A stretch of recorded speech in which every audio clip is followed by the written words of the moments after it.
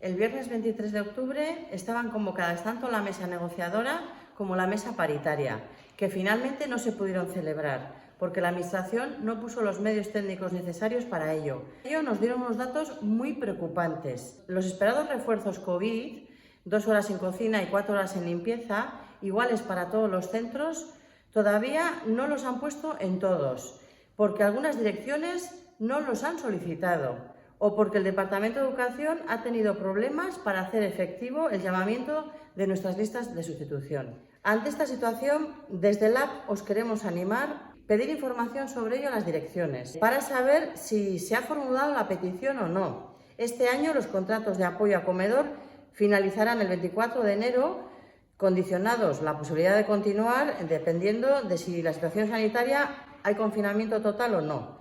Además, en algunas cocinas la situación es insostenible, porque no se cubren las sustituciones de personal, llevando incluso a tener que modificar el menú, poner menú de salvamento y otras acciones en detrimento de la calidad del servicio. A muchas trabajadoras y trabajadores de este colectivo, habiendo sufrido un incremento y un notable cambio de tareas a realizar, no se ha ofrecido la posibilidad de aportar mejoras al plan de limpieza de cada centro y en muchos se desconoce si se ha elaborado, por lo que difícilmente se puede cumplir el plan de contingencia. LAB exigió en las mesas que no se celebraron mejorar las condiciones de trabajo ante una educación presencial de calidad y para asegurar que se abran todas las cocinas. En la medida que podamos vamos a poner en marcha las asambleas y mientras os ofrecemos hacer visitas en el centro de trabajo, para lo que debéis avisar a la dirección y poneros en contacto con nosotras. Entre todas y todos podemos defender las condiciones de trabajo. Gora Langilean Borroka!